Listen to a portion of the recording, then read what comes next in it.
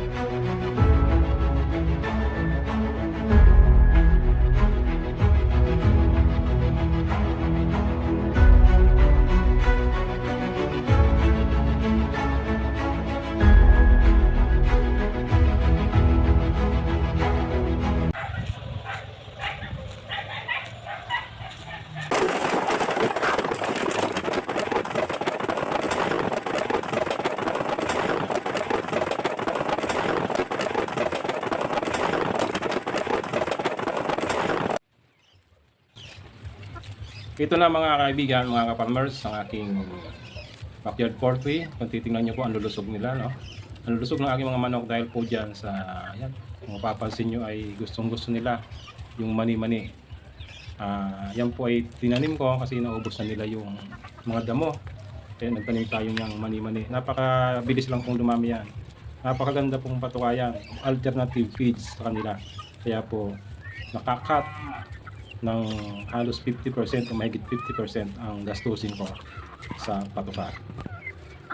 Napakalaking bagay po yan mga kapatid, yung mani-mani na yan. Kasi bukod sa mani-mani ito, may Madre de Agua. Yan po, nakikita nyo sa mga bakura namin. Yan po ang Madre de Agua. Ito naman ang mani-mani. Pagtanim po tayo niya, kung tayo po ay may mga manukan, pwede po yan sa baboy, sa baka, sa kalabaw, yung Madre de Agua pong yan. Itong mani-mani po, pwedeng-pwede din po yan sa mga nabanggit kong mga hayop. Kaya po, sobrang natitipid ko talaga mga ka-farmers, mga kaibigan, sa aking gastusin sa feeds. Nakatipid na tayo, nakakapag-produce pa tayo ng malinis at masustansyang karne. Malinis at masustansyang itlog. Kaya po, sabi ko nga kanina sa aking introduction, tayo ay binabalik-balikan ng ating mga parokyano dahil tayo ay organic farming. Napakaganda po ng nagiging resulta o na ibibigay sa ating resulta ng mga alaga nating hayop pag tayo ay organic ang ating mga ginagawa, ang ating ina-apply sa kanila. Yan po ang Madre de Agua. Yan po, napakadami niyan sa aming bakuran, sa palibot ng aming bakuran. Doon po sa mga nagtatanong o nagko-comment sa akin kung ano, kung nag-iiwan ng mensahe sa comment box ng aking YouTube kung anong lahi itong aking mga manok. Yan po ay Rhode Island Red. Isang heritage chicken po yan o imported chickens. Nagmula po yung lahi na yan sa USA, sa United States of America. At dinala dito sa Pilipinas dahil na-adapt niya naman yung temperature dito sa atin, yung klima dito sa atin. Kaya kaysa mag-alaga tayo ng native chicken, dito tayo kasi malaki ito. Disim lang naman ang lasa nila. Napakabait pa. Maamo po yan. Hindi makalipad yan dahil sa bigat nila. Ang timbang po niyan dahil malaki sila.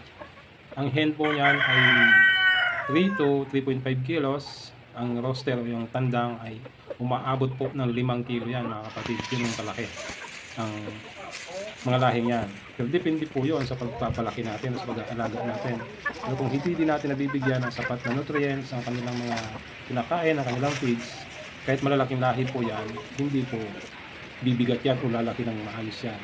Feeds pa rin po o yung binibigay natin pakain sa kanila. Importante po yun. Okay?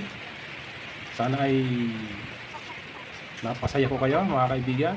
Nabigyan ko kayo ng na-motivate ko kayo na mag-alaga din ng mga ganitong klaseng manok at mag-organic farming po tayo mga kaibigan.